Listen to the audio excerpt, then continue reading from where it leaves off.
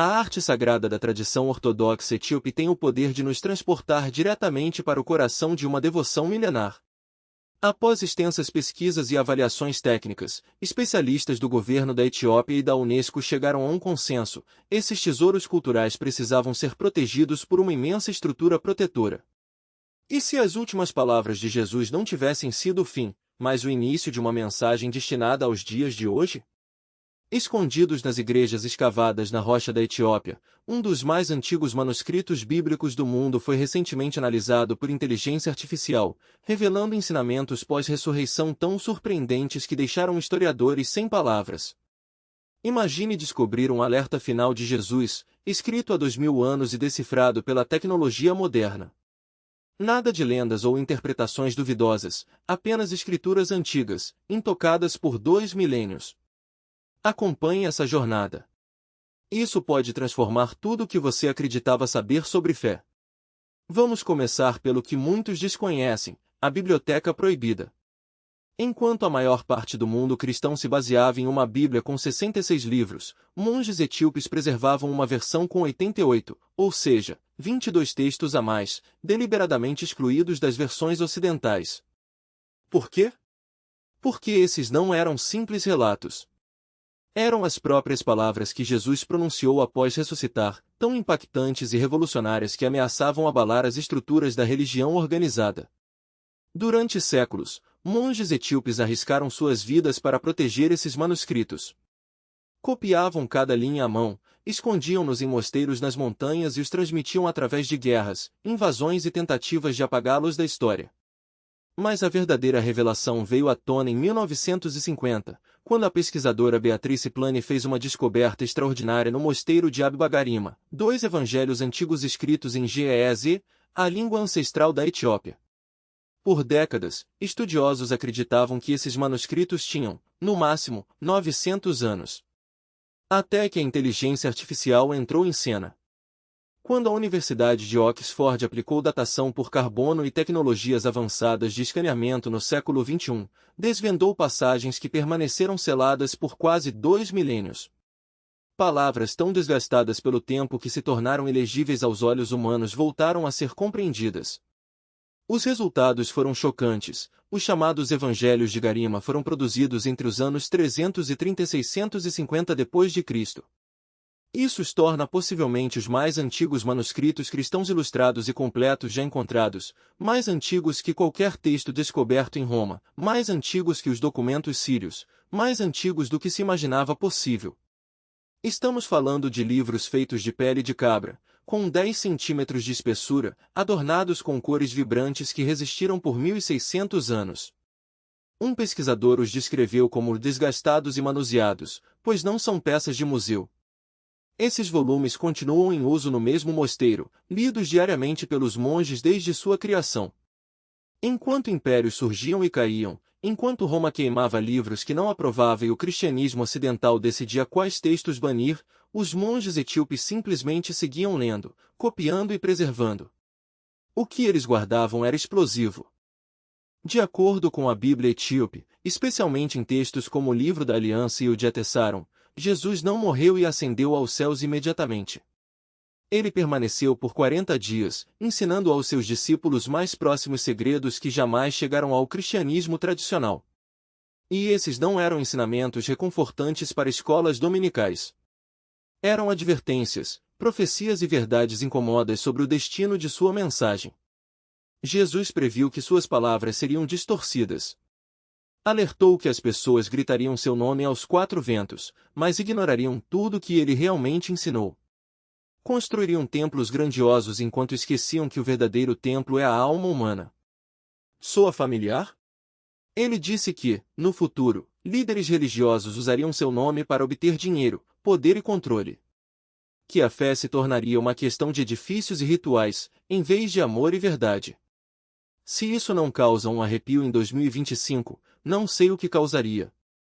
Jesus falou sobre uma época em que mentiras seriam aceitas como verdades, em que famílias se voltariam umas contra as outras, em que as pessoas perderiam contato com seu espírito interior e tentariam preencher esse vazio com bens materiais, distrações e arrogância. Ele chamou isso de morte em vida, quando o coração bate, mas a alma está adormecida. Pense no mundo atual, rolagem infinita nas redes, consumo desenfreado, pessoas mais conectadas do que nunca, mas sentindo um vazio profundo. Jesus já previa isso há 2000 anos. E aqui vem a parte mais polêmica: os textos etíopes fazem advertências explícitas sobre falsos líderes religiosos.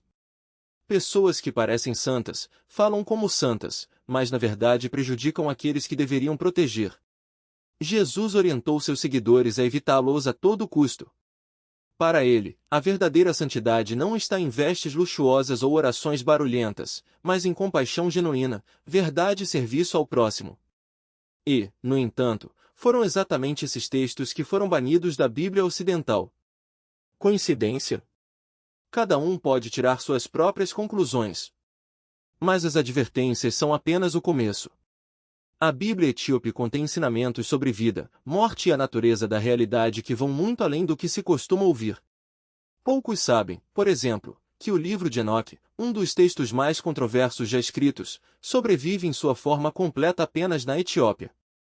Enquanto fragmentos foram encontrados entre os manuscritos do Mar Morto na década de 1950, a Etiópia já o lia integralmente há 1600 anos. Quando o explorador escocês James Bruce levou cópias do livro de Enoque para a Europa nos anos 1770, o impacto foi imediato.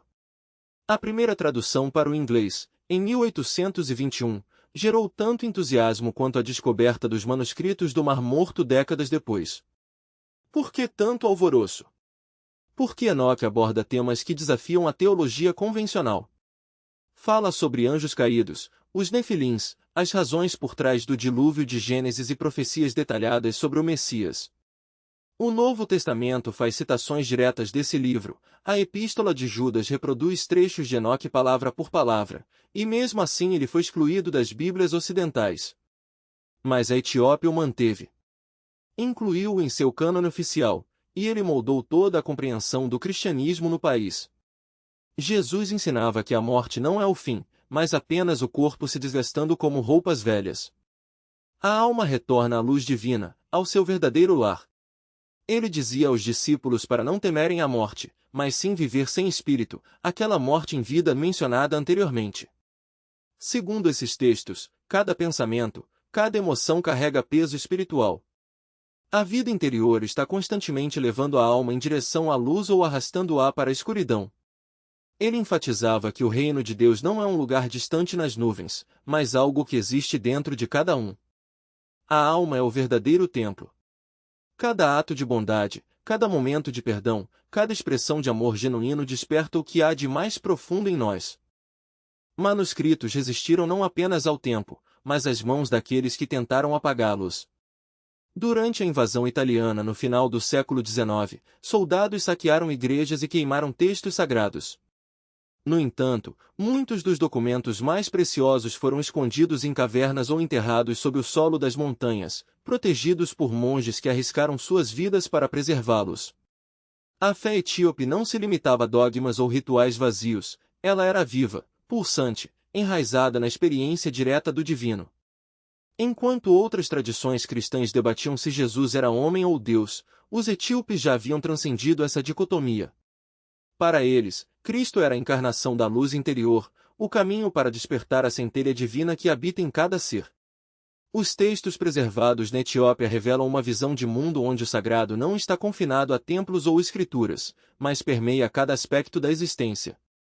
Um dos manuscritos mais fascinantes, o Livro dos Mistérios Celestiais, descreve como o universo é uma teia de energias espirituais, onde até mesmo as pedras e as árvores carregam uma consciência oculta.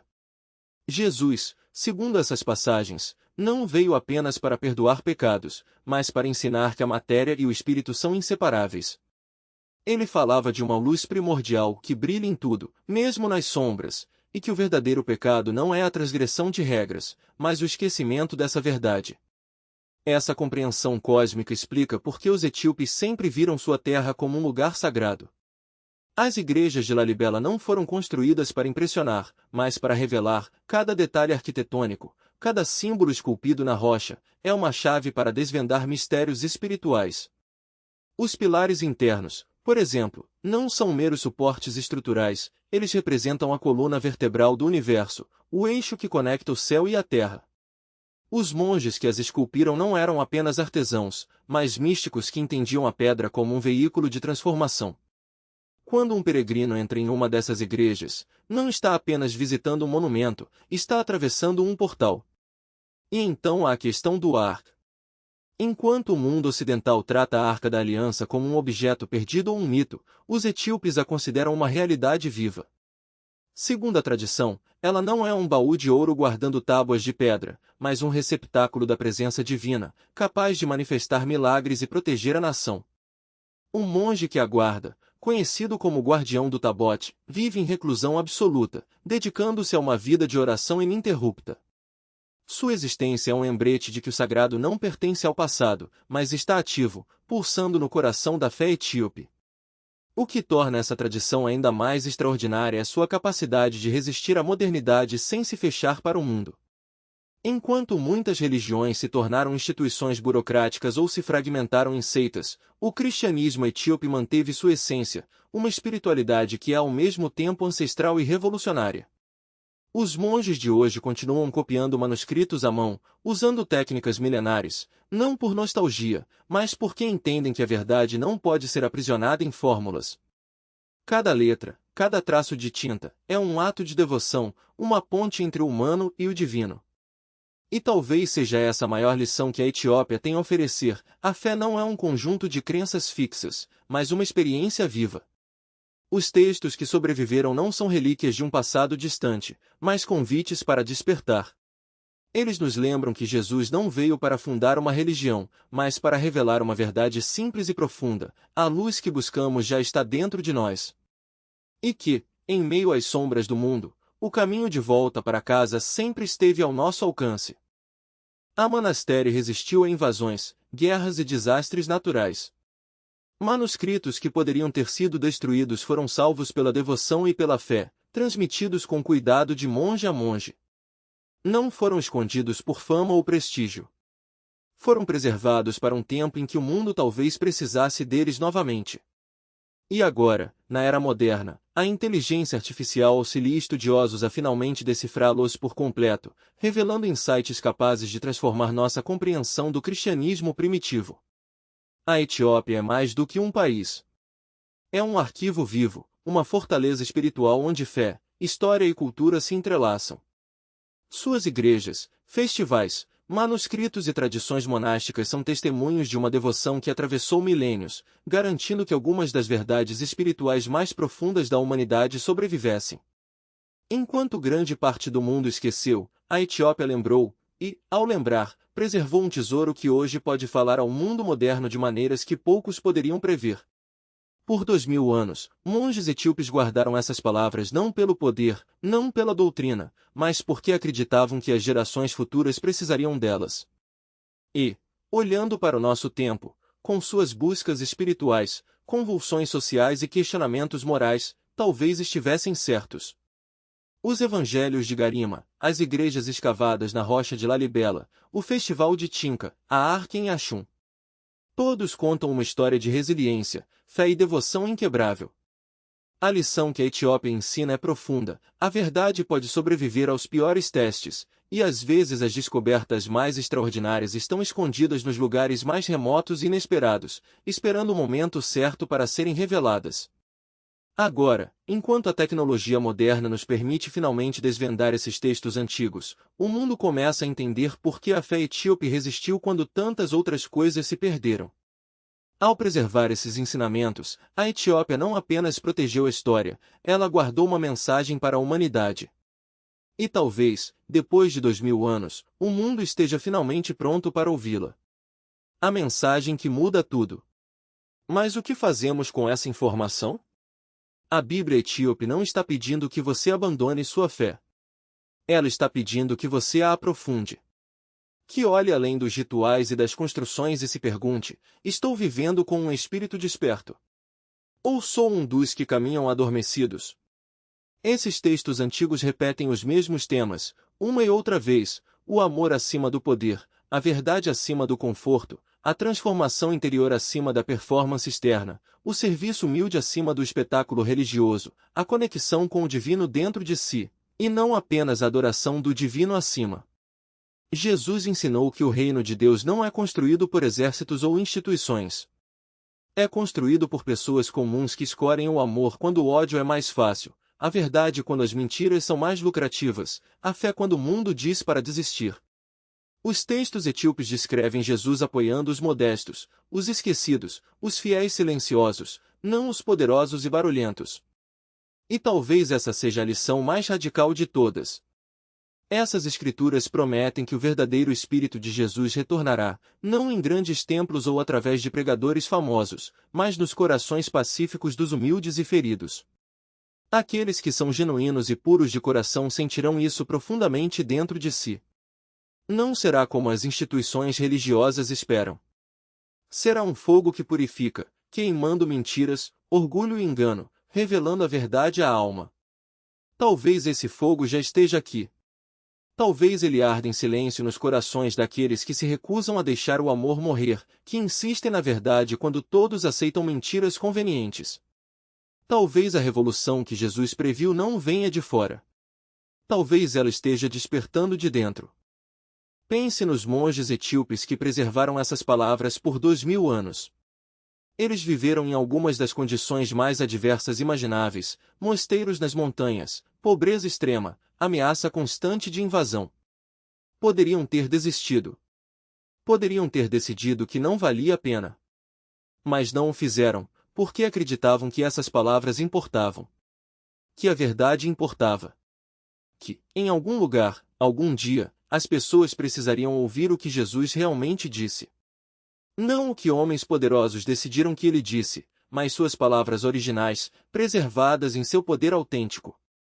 Agora, graças à tecnologia moderna, podemos finalmente ler textos que estiveram selados por séculos. A inteligência artificial revelou palavras em manuscritos tão desbotadas que o olho humano não conseguia mais distingui-las. A datação por carbono provou que textos descartados como falsificações medievais foram, na verdade, escritos nos primeiros dias do cristianismo. Quanto mais cavamos, mais incrível a história se torna.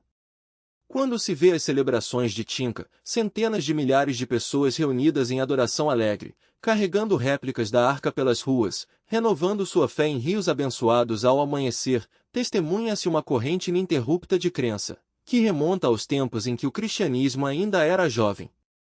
Essas não são pessoas seguindo tradições que não compreendem. São testemunhas vivas de uma forma de cristianismo que antecede tudo que o mundo ocidental conhece. Elas mantiveram ensinamentos sobre transformação interior, sobre a alma como verdadeiro templo, sobre a fé como algo que se vive, e não algo que se performa. E fizeram isso não pelo poder ou pela conquista, mas por uma devoção obstinada e silenciosa à verdade. Se esse relato fez você repensar a fé, a história ou o que lhe foi ensinado, reflita, o que mais o surpreendeu? Os evangelhos de Garima serem mais antigos do que se imaginava? Os avisos que soam como se fossem escritos para os dias de hoje? Ou uma inteira tradição cristã escondida na África? A verdade sempre esteve aí. Às vezes, só precisamos saber onde procurar. Permaneça curioso. Questione. E, acima de tudo, desperte.